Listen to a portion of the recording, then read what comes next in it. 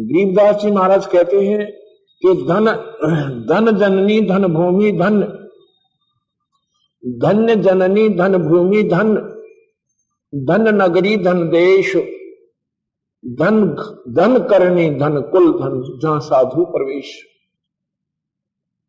विचार करना कितनी गहरा ये गरीबदास जी महाराज की वाणी है। ये क्या कहते हैं कि धन जननी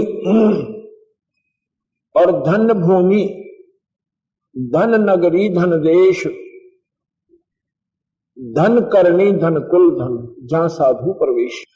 वो जमीन वो भूमि धन्य है और वो नगरी धन्य है और वो देश धन्य है। अब देश में क्या आ गया? देश में आ गया महाराष्ट्र, नगरी में आ गया पुणे, भूमि में आ गया ये स्थान जहां पर संत विशेषकर अपना जो ज्ञान बांट रहे होते हैं, मार्गदर्शन कर रहे हैं। धन करनी धन कुल धन, जहां साधु प्रवेश। यहां पर कहते हैं धन करनी, करनी माने पिछली किए हुए शुभ संस्कारों को धन करनी कहते हैं, और कुल धन जहां साधु प्रवेश।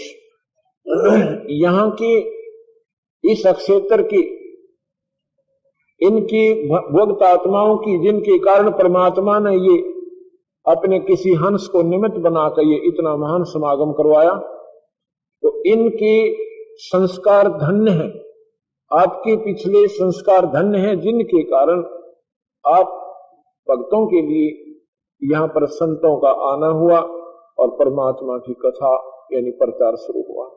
आपकी पुण्य कर्म धन्य है, जिनके परिणाम स्वरूप दयालु परमात्मा अपने संतों की ड्यूटी लाकर आपको फिर जगाने के लिए, आपको फिर इस अंधेरे से हटाने के लिए, आपकी अज्ञानता को दूर करने के लिए, कि भी ये जीवन परमात्मा के पाने के लिए, शुभ कर्म करने के लिए, संतों का संग करने के लिए ईश्वर ने आपको दिया है। यदि हम संतों का समागम नहीं सुनते तो सत्संग सुने बिना हमें अपने मूल काम का ज्ञान नहीं होता। हमें ये मालूम नहीं होता कि हम किस लिए मनुष्य शरीर धार कर आए थे। यदि हम इनको ये सोचें कि बच्चों का सियाना हो जाना, इनका पालन पोषण कर देना, फिर ये बड़े हो जाए, इनका ब्याह कर दें, भगवान इनका संतान दे, पोता पोती हो गए, अब हम बेशक चले जावें, कोई दिक्कत कोई ना, जन्म हमारा सफल हुआ। ये तो आपने बर्बाद कर दिया, ये तो आपने खो दिया, ये सफल नहीं हुआ। जो आज आपको प्राप्त है और जो आगे होना है, ये ईश्वर ने आपको पहले ही निर्धारित करके वहां से आपकी हिस्ट्री शीट बनाई थी। आपका पूरा प्रारंभ लिखकर ये चैप्टर क्लोज कर दिया था लास्ट में कि ऐसे ऐसे आपके साथ होंगे और फला दिन यहां तो वापस आ जाएगा। एक इंसान, क्योंकि हमारे समाज में पुत्री और पुत्र में बहुत अंतर मानते हैं, जब शादी होती है तो इंसान पुत्र की प्राप्ति की आकांक्षा करता है, लेकिन पुत्र नहीं होकर के पुत्री होती है।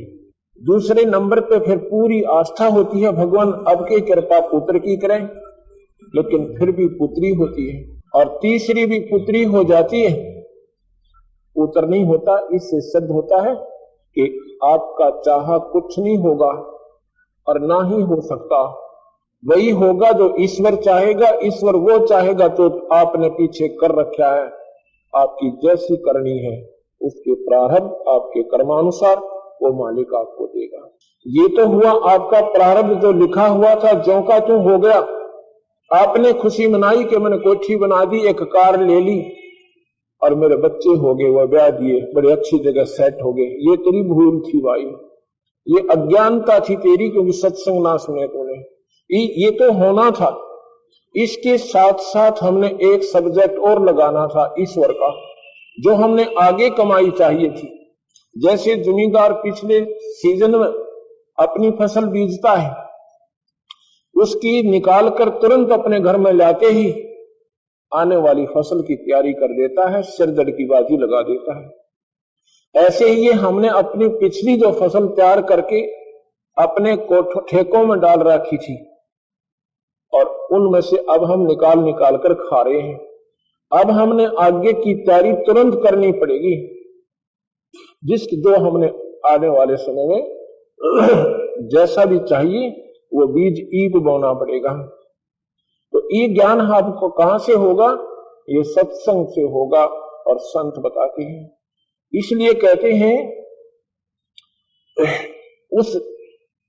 उन पुण्य आत्माओं की जो सत्संग में आएंगे उनकी करनी धन है, उनका खानदान धन है, और धन है उनकी मां जिनका उन्होंने जन्म लिया कि वो इसी गंदे कलयुग में और फिर परमात्मा को चाह रहे हैं और ईश्वर की तरफ जिनकी आस्था है। आज 21वीं सदी में ये इंसान भूल चुका है कि परमात्मा नहीं है, साइंस ने ये कर दिया, साइंस ने वो कर दिया। ये साइंस परमात्मा के सामने अंश नहीं है। परमात्मा के सामने ये साइंस एक जीरो मैटर है।